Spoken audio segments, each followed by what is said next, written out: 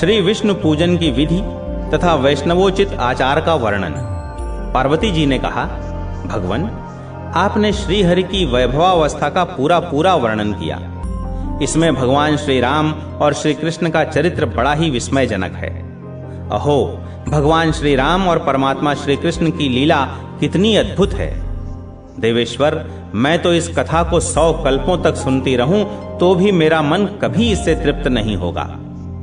अब मैं इस समय भगवान विष्णु के उत्तम महात्म्य और पूजन विधि का श्रवण करना चाहती हूं। श्री महादेव जी ने कहा, देवी, मैं परमात्मा श्री हरि के स्थापन और पूजन का वर्णन करता हूं, सुनो।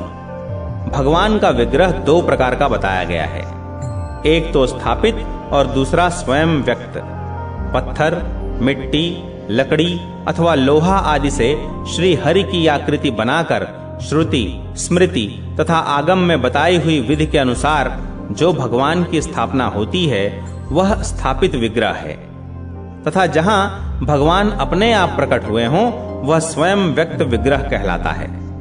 भगवान का विग्रह स्वयं व्यक्त हो या स्थापित, उसका पूजन अवश्य करना चाहिए। देवताओं और महर्षियों के पूजन के लिए जगत के स्वामी सनातन भगवान विष्णु स्वयं ही प्रत्यक्ष रूप से उनके सामने प्रकट हो जाते हैं। जिसका भगवान के जिस विग्रह में मन लगता है उसके लिए वे उसी रूप में भूतल पर प्रकट होते हैं। अतः उसी रूप में भगवान का सदा पूजन करना चाहिए और उसी में सदा अनुरक्त रहना चाहिए।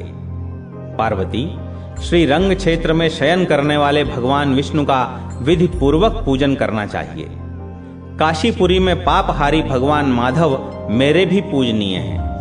जिस रमणीय भवन में सनातन भगवान स्वयं व्यक्त होते हैं वहां जाकर मैं आनंद का अनुभव किया करता हूं। भगवान का दर्शन हो जाने पर वे मनोवांछित वरदान देते हैं। इस पृथ्वी पर प्रतिमा में अज्ञानी जनों को भी सदा भगवान का सानिध्य प्राप्त होता रहता है।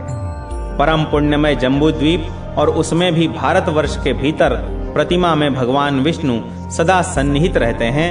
अतः मुनियों तथा देवताओं ने भारतवर्ष में ही तप, यज्ञ और क्रिया आदि के द्वारा सदा श्री विष्णु का सेवन किया है।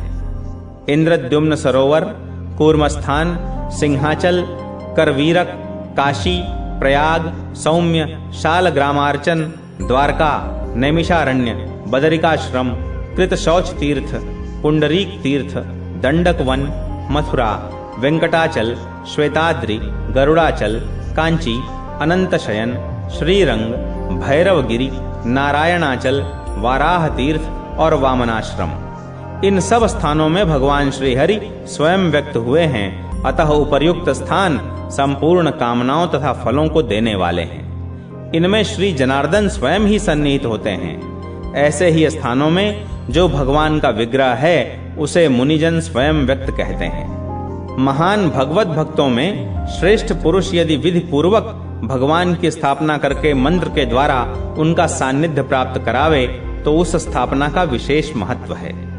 गांवों में अथवा घरों में जो ऐसे विग्रह हों उनमें भगवान का पूजन करना चाहिए। सत्पुरुषों ने घर पर शालग्राम शिला की पूजा उत्तम बताई है। पार्वती, भगवान की मानसिक पूजा का सबके लिए समान रूप से विधान है। अतः अपने अपने अधिकार के अनुसार सबको जगदीश्वर की पूजा करनी चाहिए। जो भगवान के सिवा दूसरे किसी देवता के भक्त नहीं हैं, भगवत प्राप्ति के सिवा और किसी फल के साधक नहीं हैं, जो वेद वेत्ता, ब्रह्म तत्वज्ञ, वीतराग, मुमुक्षु, गुरु भक्त, प्रसन्नात्मा, साधु, ब्राह्मण अथवा इतर मनुष्य हैं, उन सब को सदा श्री हरि का पूजन करना चाहिए। बुद्धिमान पुरुष को चाहिए कि वह वेद और स्मृतियों में बताए हुए उत्तम सदाचार का सदा पालन करे, उनमें बताए हुए कर्मों का कभी उल्लंघन न करे। शम अर्थात मनोनिग्रह, दम अर्थात इंद्रिय संयम, तप अर्थात धर्म के लिए क्लेश सहन एवं तितिक्षा, शौच अर्थात बाहर भीतर की पवित्रता, सत्य अर्थात मन, वाणी और क्रिया द्वारा सत्य का पालन, मांस न खाना, चोरी न करना और किसी भी जीव की हिंसा न करना, यह सबके लिए धर्म का साधन है। रात के अंत में उठकर विधि पूर्वक आचमन करे, फिर गुरुजनों को नमस्कार करके मन ही मन भगवान विष्णु का स्मरण करे। मौन हो पवित्र भाव से भक्ति पूर्वक सहस्त्र नाम का पाठ करे। तत्पश्चात गांव से बाहर जाकर विधि पूर्वक मलमूत्र का त्याग करे। फिर उचित रूप से शरीर की शुद्धि करके कुल्ला करे और शुद्ध एवं पवित्र हो दंत धावन करके विधि पूर्वक स्नान करे। तुलसी के मूल भाग की मिट्टी और तुलसी दल लेकर मूल मंत्र से और गायत्री मंत्र से अभिमंत्रित करके मंत्र से ही उसको संपूर्ण शरीर में लगावे। फिर अघमर्षण करके स्नान करे। गंगा जी भगवान के चरणों से प्रकट हुई हैं, अतः उनके निर्मल जल में गोता लगाकर अघमर्षण सूक्त का जप करे। फिर आचमन करके पुरुष सूक्त के मंत्रों से क्रमशः मार्जन करे। पुनः जल में डुबकी लगाकर 28 या 108 बार मूल मंत्र का जप करे।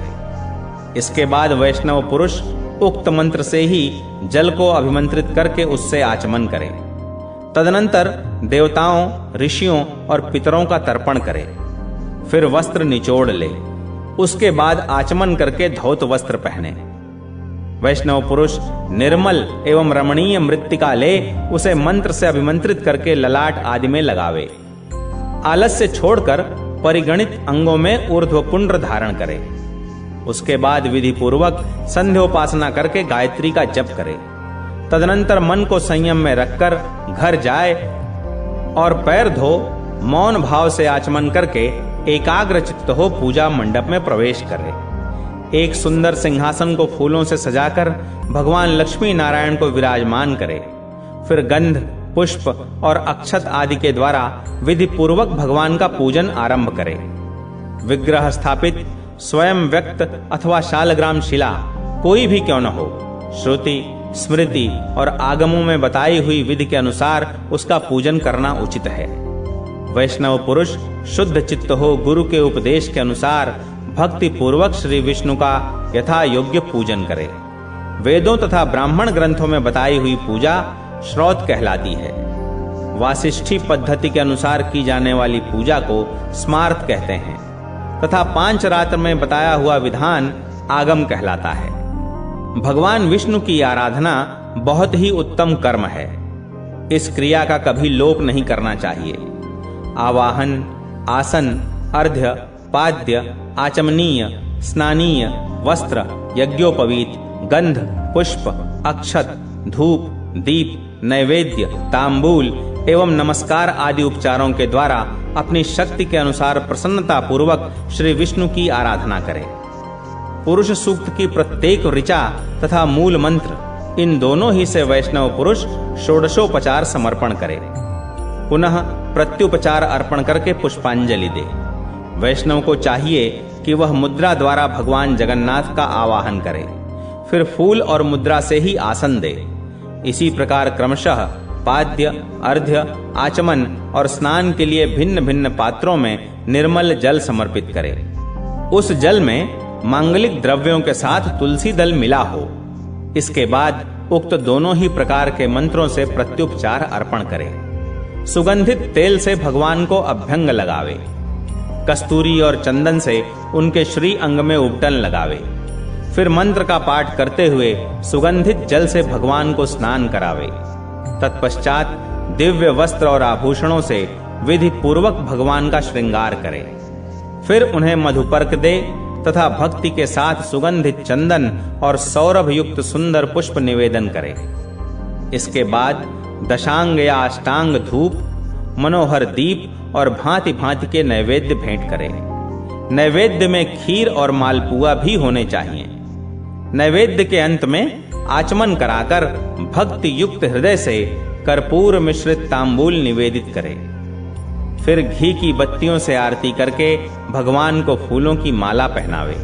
तदनंतर समीप जा विनीत भाव से प्रणाम करके उत्तम स्तोत्रों द्वारा भगवान का स्तवन करे। फिर उन्हें गरुड़ के अंक में शयन कराकर मंगलार्ध निवेदन करे। उसके बाद पवित्र नामों का कीर्तन करके होम करे। भगवान को भोग लगाए हुए नैवेद्य से जो शेष बचे उसी से अग्नि में हवन करे। प्रत्येक आहुति के साथ पुरुष सूक्त अथवा मंगलमय श्री सूक्त की एक एक ऋचा का पाठ करे। वेदोक्त विधि से स्थापित अग्नि में घृत मिश्रित हविष्य के द्वारा उपर्युक्त मंत्र रत्न का 108 या 28 बार जप करके हवन करना चाहिए और हवन काल में यज्ञ स्वरूप महाविष्णु का ध्यान भी करना चाहिए। शुद्ध जाम्बू नद नामक सुवर्ण के समान जिनका श्याम वर्ण है, जो शंख चक्र और गदा धारण करने वाले हैं, जिनमें अंग उपांगों सहित संपूर्ण वेद वेदांतों का ज्ञान भरा हुआ है तथा जो श्री देवी के साथ सुशोभित हो रहे हैं, उस भगवान का ध्यान करके होम करना चाहिए। मंत्र द्वारा होम करने के पश्चात नामों का उच्चारण करके एक एक के लिए एक एक आहुति देनी चाहिए। भगवत भक्तों में श्रेष्ठ पुरुष भगवान के नित्य भक्तों के उद्देश्य से उनके नाम ले लेकर आहुति दे। पहले क्रमशः भूदेवी, लीला देवी और विमला आदि शक्तियां होम की अधिकारिणी हैं। फिर अनंत, गरुड़ आदि, तदनंतर वासुदेव आदि, तत्पश्चात शक्ति आदि, इनके बाद केशव आदि विग्रह, संकर्षण आदि व्यूह, मत्स्य कूर्म आदि अवतार, चक्र आदि आयुध, कुमुद आदि देवता, चंद्र आदि देव, इंद्र आदि लोकपाल तथा धर्म आदि देवता क्रमशः होम के अधिकारी हैं। इन सब का हवन और विशेष रूप से पूजन करना चाहिए। इस प्रकार भगवत भक्त पुरुष नित्य पूजन की विधि में प्रतिदिन एकाग्र चित्त हो हवन करे। इस हवन का नाम वैकुंठ होम है। गृह में पूजा करने पर उस घर के दरवाजे पर पंच यज्ञ की विधि से बलि अर्पण करे, फिर आचमन कर ले। तत्पश्चात कुश के आसन पर काला मृगचर्म बिछाकर उस शुद्ध आसन के ऊपर बैठे। मृगचर्म अपने आप मरे हुए मृग का होना चाहिए। पद्मासन से बैठकर पहले भूत शुद्धि करे, फिर जितेंद्रिय पुरुष मंत्र पाठ पूर्वक 3 बार प्राणायाम कर ले। तदनंतर मन ही मन यह भावना करे कि मेरे हृदय कमल का मुख ऊपर की ओर है और वह विज्ञान रूपी सूर्य के प्रकाश से विकसित हो रहा है। इसके बाद श्रेष्ठ वैष्णव पुरुष उस कमल की वेद त्रयीमयी कर्णिका में क्रमशः अग्निबिंब, सूर्य बिंब और चंद्र बिंब का चिंतन करे। उन बिंबों के ऊपर नाना प्रकार के रत्नों द्वारा निर्मित पीठ की भावना करे। इसके ऊपर बाल रवि के सदृश कांतिमान अष्टविध ऐश्वर्य रूप अष्टदल कमल का चिंतन करे। प्रत्येक दल अष्टाक्षर मंत्र के एक एक अक्षर के रूप में हो। फिर ऐसी भावना करे कि उस अष्टदल कमल में श्री देवी के साथ भगवान विष्णु विराजमान हैं, जो कोटि चंद्रमाओं के समान प्रकाशमान हो रहे हैं। उनके 4 भुजाएं, सुंदर श्रीअंग तथा हाथों में शंख चक्र और गदा है। पद्मपत्र के समान विशाल नेत्र शोभा पा रहे हैं। वे समस्त शुभ लक्षणों से संपन्न दिखाई देते हैं। उनके हृदय में श्री वत्स का चिन्ह है, वहीं कौस्तुभ मणि का प्रकाश छा रहा है। भगवान पीत वस्त्र, विचित्राभूषण, दिव्य श्रृंगार, दिव्य चंदन, दिव्य पुष्प, कोमल तुलसी दल और वनमाला से विभूषित हैं। कोटि कोटि बाल सूर्य के सदृश उनके सुंदर कांति है। उनके श्री विग्रह से सटकर बैठी हुई श्री देवी भी सब प्रकार के शुभ लक्षणों से संपन्न दिखाई देती हैं। इस प्रकार ध्यान करते हुए एकाग्र चित्त एवं शुद्ध हो अष्टाक्षर मंत्र का 1000 या 100 बार यथाशक्ति जप करे। फिर भक्ति पूर्वक मानसिक पूजा करके विराम करे। उस समय जो भगवत भक्त पुरुष वहां पधारे हों, उन्हें अन्न जल आदि से संतुष्ट करे और जब वे जाने लगें तो उनके पीछे पीछे थोड़ी दूर जाकर विदा करे। देवताओं तथा पितरों का विधि पूर्वक पूजन एवं तर्पण करे और अतिथि एवं भृत्य वर्गों का यथावत सत्कार करके सबके अंत में वह और उसकी पत्नी भोजन करे। यक्ष, राक्षस और भूतों का पूजन सदा त्याग दे। जो श्रेष्ठ विप्र उनका पूजन करता है वह निश्चय ही चांडाल हो जाता है। ब्रह्म, राक्षस, वेताल, यक्ष तथा भूतों का पूजन मनुष्यों के लिए महाघोर कुंभी पाक नामक नरक की प्राप्ति कराने वाला है। यक्ष और भूत आदि के पूजन से कोटि जन्मों के किए हुए यज्ञ, दान और शुभ कर्म आदि पुण्य तत्काल नष्ट हो जाते हैं। जो यक्षों, पिशाचों तथा तमोगुणी देवताओं को निवेदित किया हुआ अन्न खाता है, वह पीप और रक्त भोजन करने वाला होता है। जो स्त्री यक्ष, पिशाच, सर्प और राक्षसों की पूजा करती है, वह नीचे मुंह किए घोर कालसूत्र नामक नरक में गिरती है। अतः यक्ष आदि तामस देवताओं की पूजा त्याग देनी चाहिए। वैष्णव पुरुष विश्व वंद्य भगवान नारायण का पूजन करके उनके चारों ओर विराजमान देवताओं का पूजन करे। भगवान को भोग लगाए हुए अन्न में से निकालकर उसी से उनके लिए बलि निवेदन करे।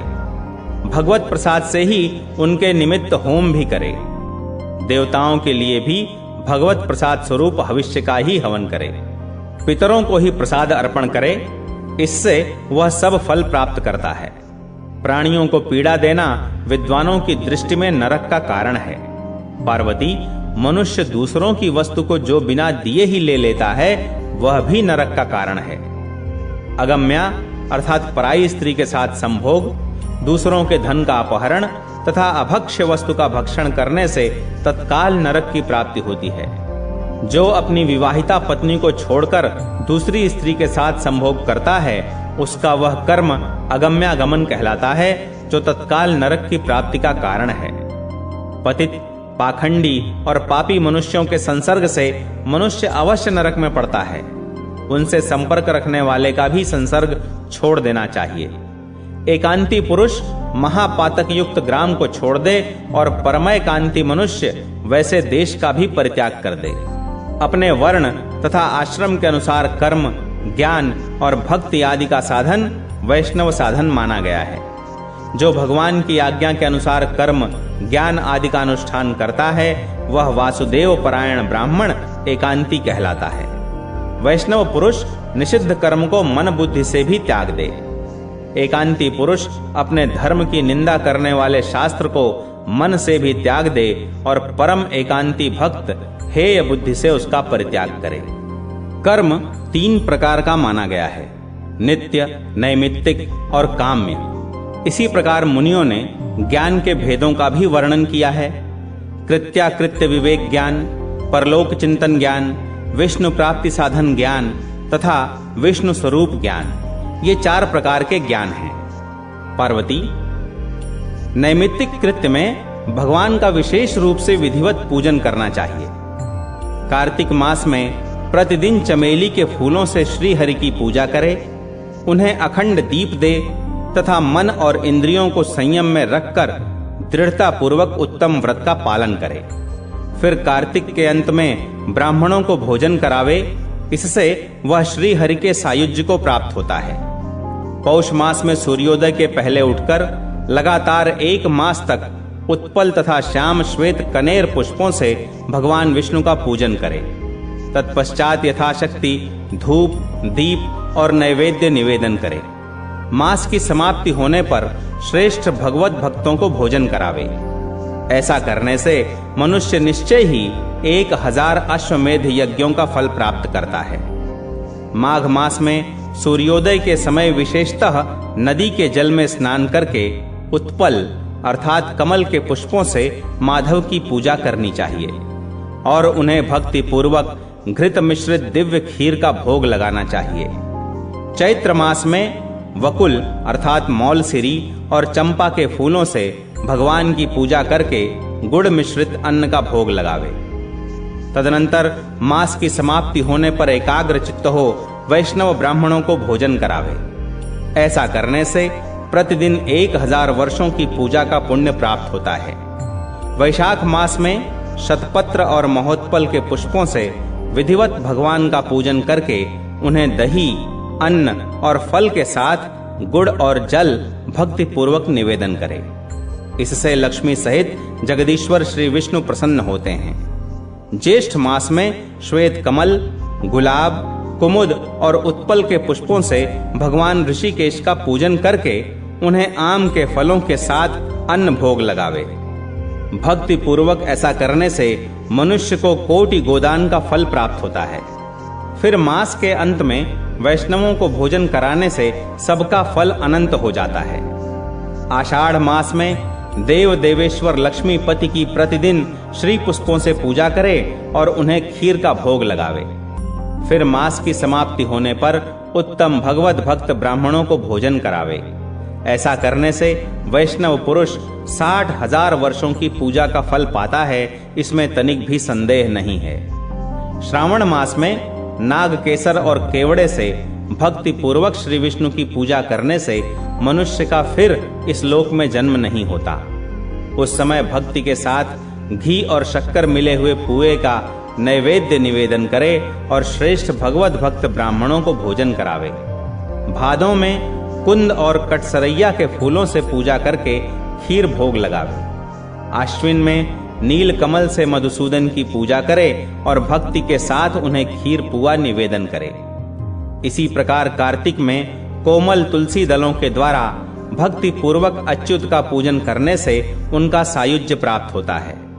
दूध, घी और शक्कर की बनी हुई मिठाई, खीर और मालपुआ, इन्हें भक्ति पूर्वक एक एक करके भगवान को निवेदन करें। अमावस्या तिथि, शनिवार, वैष्णव नक्षत्र अर्थात श्रवण, सूर्य संक्रांति, व्यतिपात, चंद्र ग्रहण और सूर्य ग्रहण के अवसर पर अपनी शक्ति के अनुसार भगवान विष्णु का विशेष रूप से पूजन करें।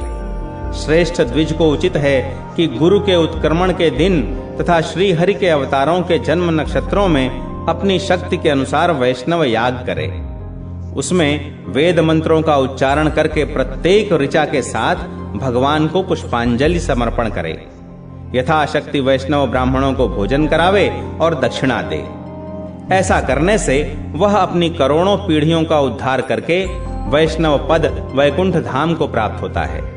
श्रेष्ठ वैष्णव यदि संपूर्ण वेदों के द्वारा भगवान का यजन करने में असमर्थ हो तो केवल वैष्णव अनुवाकों द्वारा लगातार 7 रात तक प्रतिदिन 1000 पुष्पांजलि समर्पण करे और हविष्य से हवन करके भगवान का यजन करे। विद्वान पुरुष विशेषतः श्रेष्ठ भगवत भक्तों का पूजन करे। यज्ञांत में अपने वैभव के अनुसार अवभृत स्नान का उत्सव करे। अवभृत स्नान भी उसे वैष्णव अनुवाकों द्वारा ही करना चाहिए। विधि पूर्वक स्नान करके एक सुंदर पात्र में आचार्य के चरणों को भक्ति पूर्वक पखारे। फिर गंध, पुष्प, वस्त्र और आभूषण आदि के द्वारा पूजा करे। यथाशक्ति तांबूल और फूलों से सत्कार करे और अन्न पान आदि से भोजन कराकर बारंबार प्रणाम करे। जाते समय गांव की सीमा तक पहुंचाने जाए और वहां प्रणाम करके उन्हें विदा करे। इस प्रकार जीवन भर आलस्य छोड़कर भगवान और उनके भक्तों का विशेष रूप से पूजन करना चाहिए। समस्त आराधनाओं में श्री विष्णु की आराधना सबसे श्रेष्ठ है। उससे भी उनके भक्तों की पूजा करनी अधिक श्रेष्ठ है। जो भगवान गोविंद की पूजा करके उनके भक्तों का पूजन नहीं करता उसे भगवत भक्त नहीं जानना चाहिए। वह केवल दंभी है। अतः सर्वथा प्रयत्न करके श्री विष्णु भक्तों का पूजन करना चाहिए। उनके पूजन से मनुष्य समस्त दुख राशि के पार हो जाता है। पार्वती, इस प्रकार मैंने तुमसे श्री विष्णु की श्रेष्ठ आराधना, नित्य नैमित्तिक कृत्य तथा भगवत भक्तों की पूजा का वर्णन किया है। श्री राम नाम की महिमा तथा श्री राम के 108 नाम का महात्म्य। पार्वती जी ने कहा, नाथ, आपने उत्तम वैष्णव धर्म का भली भांति वर्णन किया। वास्तव में परमात्मा श्री विष्णु का स्वरूप गोपनीय से भी अत्यंत गोपनीय है। सर्वदेव वंदित महेश्वर, मैं आपके प्रसाद से धन्य और कृतकृत्य हो गई। अब मैं भी सनातन देव श्री हरि का पूजन करूंगी। महादेव जी बोले, देवी, बहुत अच्छा, बहुत अच्छा। तुम संपूर्ण इंद्रियों के स्वामी भगवान लक्ष्मीपति का पूजन अवश्य करो। भद्रे, मैं तुम जैसी वैष्णवी पत्नी को पाकर अपने को कृतकृत्य मानता हूं। वशिष्ठ जी कहते हैं, तदनंतर वामदेव जी के उपदेशानुसार पार्वती जी प्रतिदिन श्री विष्णु सहस्त्र नाम का पाठ करने के पश्चात भोजन करने लगी। एक दिन परम मनोहर कैलाश शिखर पर भगवान श्री विष्णु की आराधना करके भगवान शंकर ने पार्वती देवी को अपने साथ भोजन करने के लिए बुलाया। तब पार्वती देवी ने कहा, प्रभो, मैं श्री विष्णु सहस्त्र नाम का पाठ करने के पश्चात भोजन करूंगी, तब तक आप भोजन कर लें। यह सुनकर महादेव जी ने हंसते हुए कहा, पार्वती, तुम धन्य हो, पुण्यात्मा हो, क्योंकि भगवान विष्णु में तुम्हारी भक्ति है। देवी, भाग्य के बिना श्री विष्णु भक्ति का प्राप्त होना बहुत कठिन है। सुमुखी, मैं तो राम राम राम इस प्रकार जप करते हुए परम मनोहर श्री राम नाम में ही निरंतर रमण किया करता हूँ। राम नाम संपूर्ण सहस्त्र नाम के समान है। पार्वती रकार आदि जितने नाम हैं उन्हें सुनकर राम नाम की आशंका से मेरा मन प्रसन्न हो जाता है। अतः महादेवी, तुम राम नाम का उच्चारण करके इस समय मेरे साथ भोजन करो। यह सुनकर पार्वती जी ने राम नाम का उच्चारण करके भगवान शंकर के साथ बैठकर भोजन किया। इसके बाद उन्होंने प्रसन्न चित्त होकर पूछा, देवेश्वर, आपने राम नाम को संपूर्ण सहस्त्र नाम के तुल्य बतलाया है। यह सुनकर राम नाम में मेरी बड़ी भक्ति हो गई है। अतः भगवान श्री राम के यदि और भी नाम हो तो बताइए। महादेव जी बोले, पार्वती सुनो, मैं श्री रामचंद्र जी के नामों का वर्णन करता हूँ। लौकिक और वैदिक जितने भी शब्द हैं वे सब श्री रामचंद्र जी के ही नाम हैं, किंतु सहस्त्र नाम उन सब में अधिक है और उन सहस्त्र नामों में भी श्री राम के 108 नामों की प्रधानता अधिक है। श्री विष्णु का एक एक नाम ही सब वेदों से अधिक माना गया है। वैसे ही 1000 नामों के समान अकेला श्री राम नाम माना जाती। जो संपूर्ण मंत्रों और समस्त वेदों का जप करता है उसकी अपेक्षा कोटि गुना पुण्य केवल राम नाम से उपलब्ध होता है। शुभे, अब श्री राम के उन मुख्य नामों का वर्णन सुनो जिनका महर्षियों ने गान किया है। ओम श्री रामः, जिनमें योगी जन रमण करते हैं, ऐसे सच्चिदानंद घन स्वरूप श्री राम अथवा सीता सहित राम। रामचंद्र, चंद्रमा के समान आनंददायी एवं मनोहर राम। राम भद्र, कल्याणमय राम। शाश्वतः, सनातन भगवान। राजीव लोचनः, कमल के समान नेत्रों वाले। श्रीमान राजेंद्र, श्री संपन्न राजाओं के भी राजा, चक्रवर्ती सम्राट। रघुपुंगवः, रघुकुल में सर्वश्रेष्ठ। जानकी वल्लभः, जनक किशोरी सीता के प्रियतम। जैत्रः, विजयशील। जितामित्रः, शत्रुओं को जीतने वाले। जनार्दनः, संपूर्ण मनुष्यों द्वारा याचना करने योग्य। विश्वामित्र प्रियः, विश्वामित्र जी के प्रियतम। दान्तः, जितेंद्रिय। शरणयात्राण तत्परः, शरणागतों की रक्षा में संलग्न। बाली प्रमथनः, बाली नामक वानर को मारने वाले। वाग्मी, अच्छे वक्ता। सत्यवाक, सत्यवादी। सत्य विक्रमः, सत्य पराक्रमी। सत्यव्रतः, सत्य का दृढ़ता पूर्वक पालन करने वाले। व्रत फलः, संपूर्ण व्रतों के प्राप्त होने योग्य फलस्वरूप। सदा हनुमदाश्रयः, निरंतर हनुमान जी के आश्रय अथवा हनुमान जी के हृदय कमल में सदा निवास करने वाले। कौसलेयः, कौसल्या जी के पुत्र। खरध्वंसी, खर नामक राक्षस का नाश करने वाले। विराध वध पंडितः, विराध नामक दैत्य का वध करने में कुशल। विभीषण परित्राता, विभीषण के रक्षक। दशग्रीव शिरोहरः, दशशीष रावण के मस्तक काटने वाले। सप्तताल प्रभेदता, 7 ताल वृक्षों को एक ही बाण से बींध डालने वाले। हरकोदंड खंडनः, जनकपुर में शिव जी के धनुष को तोड़ने वाले। जामदग्न महादर्पदलनः, परशुराम जी के महान अभिमान को चूर्ण करने वाले। ताड़कांतकृत, ताड़का नाम वाली राक्षसी का वध करने वाले। वेदांत पारः, वेदांत के पारंगत, विद्वान अथवा वेदांत से भी अतीत। वेदात्मा, वेद स्वरूप।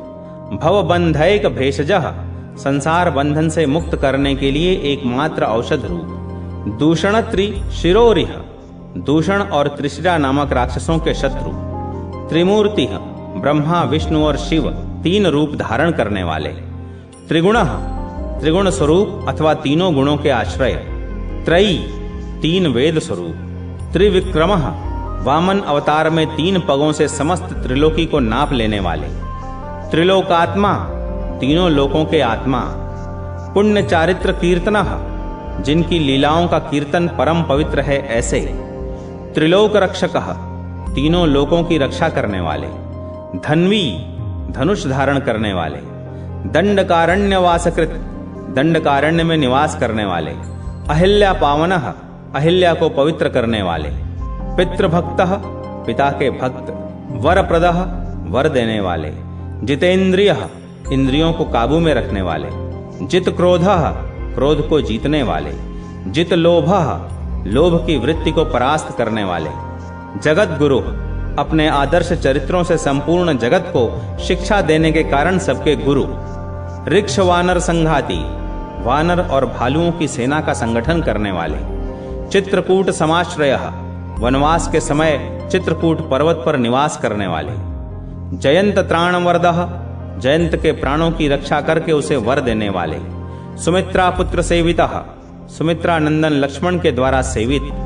सर्वदेवाधिदेवः, संपूर्ण देवताओं के भी अधिदेवता।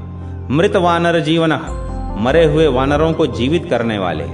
माया मारीच हंता, मायामय मृग का रूप धारण करके आए हुए मारीच नामक राक्षस का वध करने वाले। महाभागः, महान सौभाग्यशाली। महाभुजः, बड़ी बड़ी बाहों वाले। सर्वदेवस्तुतः, संपूर्ण देवता जिनकी स्तुति करते हैं ऐसे। सौम्यः, शांत स्वभाव। ब्रह्मण्यः, ब्राह्मणों के हितैषी। मुनिसत्तमः, मुनियों में श्रेष्ठ। महायोगी, संपूर्ण योगों के अधिष्ठान होने के कारण महान योगी। महोदारः, परम उदार। सुग्रीव स्थिर राज्यदः, सुग्रीव को स्थिर राज्य प्रदान करने वाले। सर्व पुण्याधिक फलः, समस्त पुण्यों के उत्कृष्ट फल रूप। स्मृत सर्वाघनाशनः, स्मरण करने मात्र से ही संपूर्ण पापों का नाश करने वाले। आदि पुरुषः, ब्रह्मा जी को भी उत्पन्न करने के कारण सबके आदिभूत अंतर्यामी परमात्मा। महापुरुषः, समस्त पुरुषों में महान। परमः पुरुषः, सर्वोत्कृष्ट पुरुष। पुण्योदयः, पुण्य को प्रकट करने वाले। महासारः, सर्वश्रेष्ठ सारभूत परमात्मा। पुराण पुरुषोत्तमः, पुराण प्रसिद्ध क्षर अक्षर पुरुषों से श्रेष्ठ लीला पुरुषोत्तम। स्मित वक्त्रः, जिनके मुख पर सदा मुस्कान की छटा छाई रहती है ऐसे। मितभाषी, कम बोलने वाले।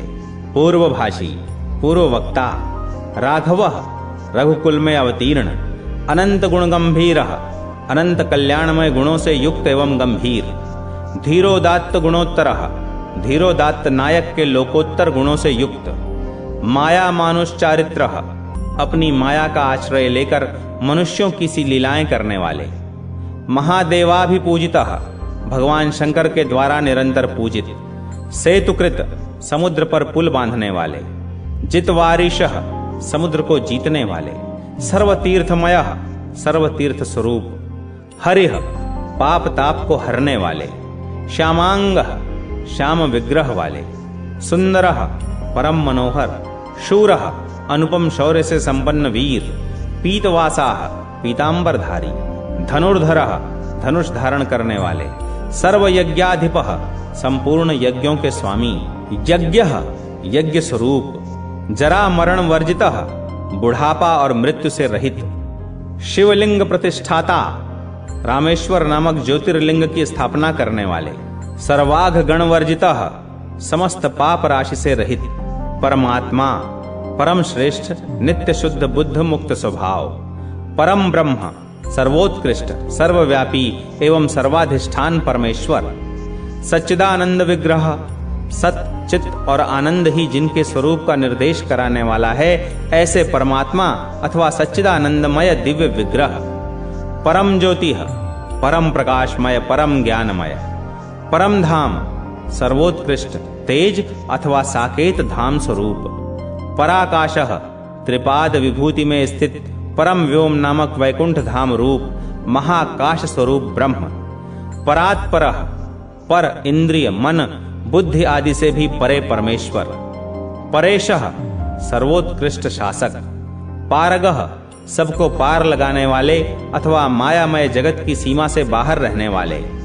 पारः, सबसे परे विद्यमान अथवा भवसागर से पार जाने की इच्छा रखने वाले प्राणियों के प्राप्तव्य परमात्मा। सर्वभूतात्मकः, सर्वभूत स्वरूप। शिवः, परम कल्याणमय। ये श्री रामचंद्र जी के 108 नाम हैं। देवी, ये नाम गोपनीय से भी गोपनीय हैं, किंतु स्नेहवश मैंने इन्हें तुम्हारे सामने प्रकाशित किया है। जो भक्त युक्त चित्त से इन नामों का पाठ या श्रवण करता है वह 100 कोटि कल्पों में किए हुए समस्त पापों से मुक्त हो जाता है।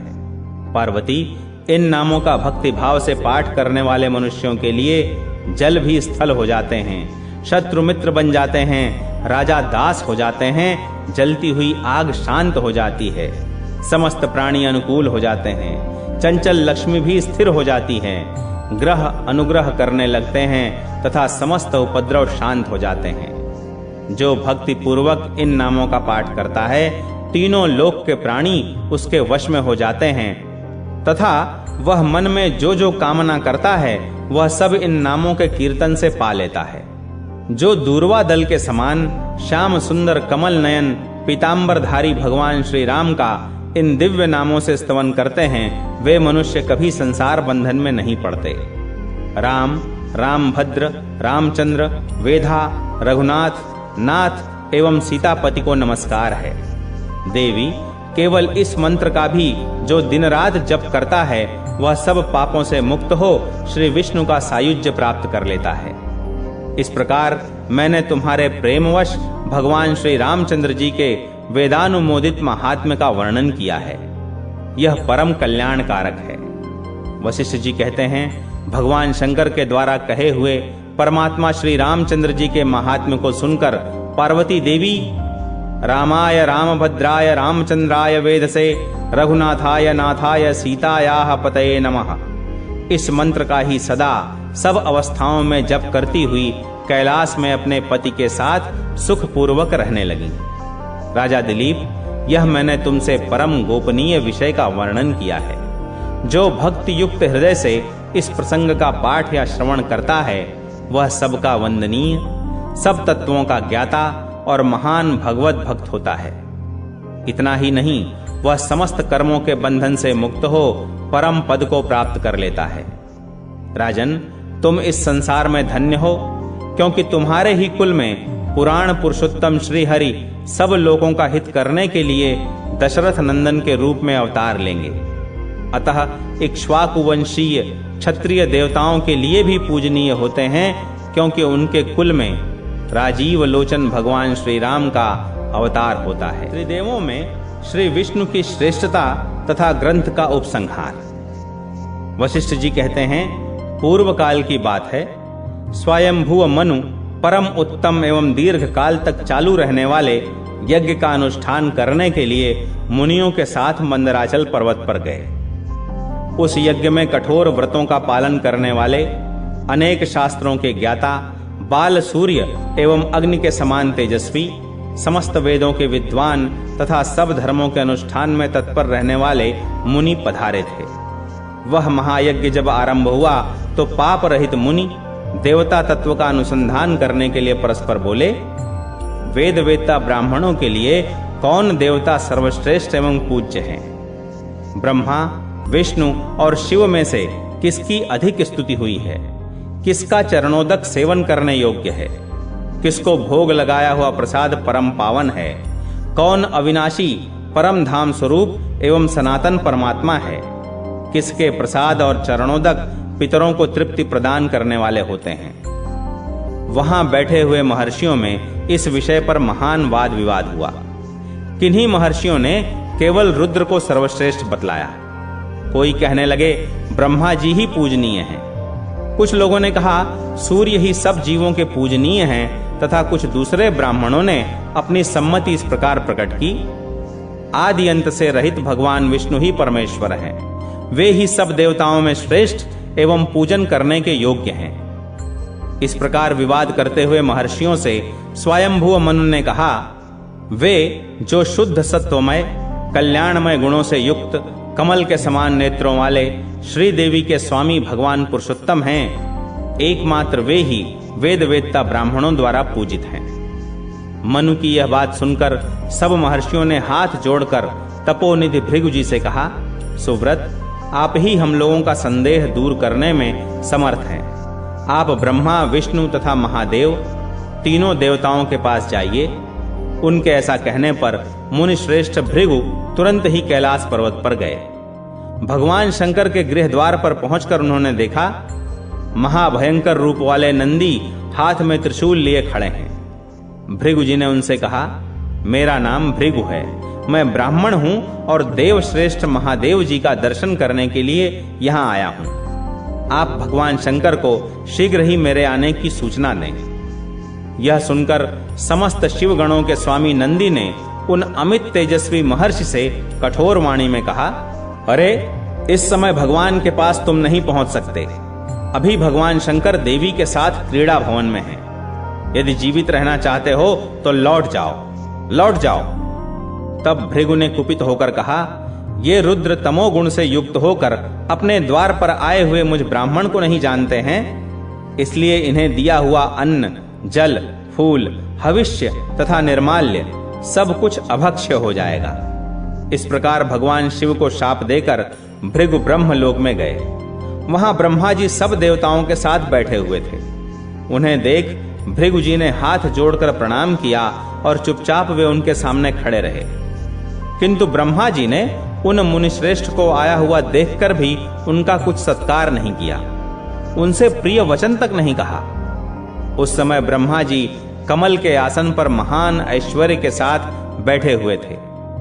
तब महातेजस्वी महर्षि ने लोक पितामह ब्रह्मा से कहा, आप महान रजोगुण से युक्त होकर मेरी अवहेलना कर रहे हैं, इसलिए आज से समस्त संसार के लिए आप अपूज्य हो जाएंगे। लोक पूजित महात्मा ब्रह्मा जी को ऐसा शाप देकर महर्षि भृगु सहसा क्षीर सागर के उत्तर तट पर श्री विष्णु के लोक में गए। वहां जो महात्मा पुरुष रहते थे, उन्होंने भृगु जी का यथायोग्य सत्कार किया। उस लोक में कहीं भी उनके लिए रोक टोक नहीं हुई। वे भगवान के अंतःपुर में बेधड़क चले गए। वहां उन्होंने सूर्य के समान तेजस्वी विमल विमान में शेषनाग की शैया पर सोए हुए भगवान लक्ष्मीपति को देखा। लक्ष्मी अपने कर कमलों से भगवान के दोनों चरणों की सेवा कर रही थीं। उन्हें देखकर मुनि श्रेष्ठ भृगु अकारण कुपित हो उठे और उन्होंने भगवान के शोभायमान वक्षस्थल पर अपने बाएं चरण से प्रहार किया। भगवान तुरंत उठ बैठे और प्रसन्नता पूर्वक बोले, आज मैं धन्य हो गया। ऐसा कहकर वे हर्ष के साथ अपने 2 हाथों से महर्षि के चरण दबाने लगे। धीरे धीरे चरण दबाकर उन्होंने मधुर वाणी में कहा, ब्रह्मर्षि, आज मैं धन्य और कृतकृत्य हो गया। मेरे शरीर में आपके चरणों का स्पर्श होने से मेरा बड़ा मंगल होगा। जो समस्त संपत्ति की प्राप्ति के कारण तथा अपार संसार सागर से पार होने के लिए सेतु के समान हैं, वे ब्राह्मणों की चरण धूलियां मुझे सदा पवित्र करती रहें। ऐसा कहकर भगवान जनार्दन ने लक्ष्मी देवी के साथ सहसा उठकर दिव्य माला और चंदन आदि के द्वारा भक्ति पूर्वक भृगु जी का पूजन किया। उनको इस रूप में देखकर मुनि श्रेष्ठ भृगु जी के नेत्रों में आनंद के आंसू भर आए। उन्होंने आसन से उठकर करुणा सागर भगवान को प्रणाम किया और हाथ जोड़कर कहा, अहो, श्री हरि का कितना मनोहर रूप है, कैसी शांति है, कैसा ज्ञान है, कितनी दया है, कैसी निर्मल क्षमा और कितना पावन सत्वगुण है। भगवन, आप गुणों के समुद्र हैं। आप में ही स्वाभाविक रूप से कल्याणमय सत्व गुण का निवास है। आप ही ब्राह्मणों के हितैषी, शरणागतों के रक्षक और पुरुषोत्तम हैं। आपका चरणोदक पितरों, देवताओं तथा संपूर्ण ब्राह्मणों के लिए सेव्य है। यह पापों का नाशक और मुक्ति का दाता है। भगवन, आप ही का भोग लगा हुआ प्रसाद देवता, पितर और ब्राह्मण सबके सेवन करने योग्य है। इसलिए ब्राह्मण को उचित है कि वह प्रतिदिन आप सनातन पुरुष का पूजन करके आपका चरणोदक ले और आपके भोग लगाए हुए प्रसाद स्वरूप अन्न का भोजन करे। प्रभो, जो आपको निवेदित किए हुए अन्न का हवन या दान करता है, वह देवताओं और पितरों को तृप्त करता है तथा अक्षय फल का भागी होता है। अतः आप ही ब्राह्मणों के पूजनीय हैं। आप संपूर्ण देवताओं में ब्राह्मणत्व को प्राप्त हों, क्योंकि आप ब्राह्मणों के पूज्य और शुद्ध सत्व गुण से संपन्न हैं। ब्राह्मण लोग सदा आप पुरुषोत्तम का ही भजन करते हैं। जो आपका पूजन करते हैं वे ही विप्र वास्तव में ब्राह्मण हैं, दूसरे नहीं। इस विषय में संदेह के लिए स्थान नहीं है। देवकी नंदन श्री कृष्ण ब्राह्मणों के हितैषी हैं। श्री मधुसूदन ब्राह्मणों के हितचिंतक हैं। श्री पुंडरीकाक्ष ब्राह्मणों के प्रेमी हैं। अविनाशी भगवान विष्णु ब्राह्मण हितैषी हैं। सच्चिदानंद स्वरूप भगवान वासुदेव एवं अपनी महिमा से कभी च्युत न होने वाले श्री हरि ब्राह्मणों के हितकारक हैं। भगवान नृसिंह तथा अविनाशी नारायण भी ब्राह्मणों पर कृपा करने वाले हैं। श्रीधर, श्रीश, गोविंद एवं वामन आदि नामों से प्रसिद्ध भगवान श्रीहरि ब्राह्मणों पर स्नेह रखते हैं। यज्ञ वाराह रूपधारी पुरुषोत्तम भगवान केशव ब्राह्मणों का कल्याण करने वाले हैं। रघुकुल भूषण राजीव लोचन श्री रामचंद्र जी भी ब्राह्मणों के सुहृद हैं। भगवान पद्मनाभ तथा दामोदर श्री कृष्ण भी ब्राह्मणों का हित चाहने वाले हैं। माधव, यज्ञ पुरुष एवं भगवान त्रिविक्रम भी ब्राह्मण हितैषी हैं। पीतांबरधारी ऋषिकेश श्री जनार्दन ब्राह्मणों के हितकारी हैं। शारंग धनुष धारण करने वाले ब्राह्मण हितैषी देवता श्री वासुदेव को नमस्कार है। कमल के समान नेत्रों वाले लक्ष्मीपति श्री नारायण को नमस्कार है। ब्राह्मण हितैषी देवता सर्वव्यापी वासुदेव को नमस्कार है। कल्याणमय गुणों से परिपूर्ण सृष्टि, पालन और संहार के कारण रूप आप परमात्मा को नमस्कार है। ब्राह्मणों के हितैषी देवता प्रद्युम्न, अनिरुद्ध तथा संकर्षण को नमस्कार है। शेषनाग की शैया पर शयन करने वाले ब्रह्मण्य देव भगवान विष्णु को नमस्कार है। कमल के समान नेत्रों वाले श्री रघुनाथ जी को बारंबार नमस्कार है। प्रभो, संपूर्ण देवता और ऋषि आपकी माया से मोहित होने के कारण संपूर्ण लोकों के स्वामी आप परमात्मा को नहीं जानते। भगवान, संपूर्ण वेदों के विद्वान भी आपके तत्व को नहीं जानते। भगवान, मैं महर्षियों के भेजने पर आपके पास आया हूं। आपके शील और गुणों का ज्ञान प्राप्त करने के लिए ही मैंने आपकी छाती पर पैर रखा है। गोविंद, कृपानिधे, मेरे इस अपराध को क्षमा करें। ऐसा कहकर महर्षि भृगु ने बारंबार भगवान के चरणों में प्रणाम किया। भगवान के धाम में रहने वाले दिव्य महर्षियों ने भृगु जी का भली भांति स्वागत सत्कार किया। वहां से प्रसन्न चित्त होकर वे यज्ञ में महर्षियों के पास लौट आए। उन्हें आया देख महर्षियों ने उठकर नमस्कार किया और विधि पूर्वक उनकी पूजा की। तत्पश्चात मुनि श्रेष्ठ भृगु ने उन महर्षियों से सब बातें बताईं। उन्होंने कहा, ब्रह्मा जी में रजोगुण का आधिक्य है और रुद्र में तमोगुण का। केवल भगवान विष्णु शुद्ध सत्वमय हैं। वे कल्याणमय गुणों के सागर नारायण, परब्रह्म तथा संपूर्ण ब्राह्मणों के देवता हैं। वे ही विप्रों के लिए पूजनीय हैं। उनके स्मरण मात्र से पापियों की भी मुक्ति हो जाती है। उनका चरणोदक तथा भोग लगाया हुआ प्रसाद समस्त मनुष्यों और विशेषतः ब्राह्मणों के सेवन करने योग्य, परम पावन तथा स्वर्ग एवं मोक्ष प्रदान करने वाला है। भगवान विष्णु को निवेदन किए हुए हविष्य का ही देवताओं के लिए हवन करे और वही पितरों को भी दे। वह सब अक्षय होता है। अतः द्विजवरो, तुम आलस्य छोड़कर जीवन भर भगवान विष्णु का पूजन करो। वे ही परम धाम हैं और वे ही सत्य ज्योति। अष्टाक्षर मंत्र के द्वारा विधि पूर्वक पुरुषोत्तम का पूजन और उनके प्रसाद का सेवन करना चाहिए। श्री विष्णु ही सब यज्ञों के भोक्ता परमेश्वर हैं, ऐसा जानकर उन्हीं के उद्देश्य से सदा हवन, दान और जप करें। वशिष्ठ जी कहते हैं, भृगु जी के ऐसा कहने पर समस्त निष्पाप महर्षियों ने उन्हें नमस्कार किया और उन्हीं से मंत्र की दीक्षा ले भगवान विष्णु का पूजन किया। राजन, ये सब बातें मैंने प्रसंगवश तुम्हें बतलाई हैं। भगवान श्री रामचंद्र जी सब देवताओं में पावन एवं पुरुषोत्तम हैं। अतः यदि तुम परम पद को प्राप्त करना चाहते हो तो उन श्री रघुनाथ जी की ही शरण में जाओ। राजन, यह समस्त पुराण वेद के तुल्य है। स्वयंभू मनवंतर में साक्षात ब्रह्मा जी ने इसका उपदेश किया था। जो प्रतिदिन एकाग्र चित्त हो इसका श्रवण अथवा पाठ करता है, उसकी भगवान लक्ष्मीपति में अनन्य भक्ति होती है। वह विद्यार्थी हो तो विद्या, धर्मार्थी हो तो धर्म, मोक्षार्थी हो तो मोक्ष और कामार्थी हो तो सुख पाता है।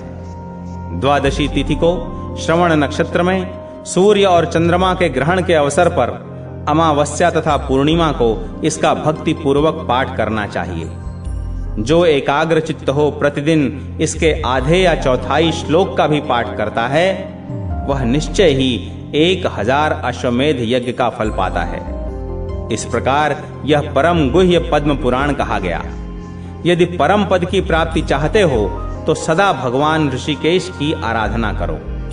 सूत जी कहते हैं, अपने गुरु वशिष्ठ जी के ऐसा कहने पर नृपश्रेष्ठ राजा दिलीप ने उनको प्रणाम किया और यथा योग्य पूजा करके उनसे विधि पूर्वक विष्णु मंत्र की दीक्षा ली। फिर आलस्य रहित हो उन्होंने जीवन भर श्री ऋषिकेश की आराधना करके समयानुसार योगियों को प्राप्त होने योग्य सनातन विष्णु धाम को प्राप्त कर लिया। उत्तरखंड संपूर्ण। श्री पद्म पुराण समाप्त।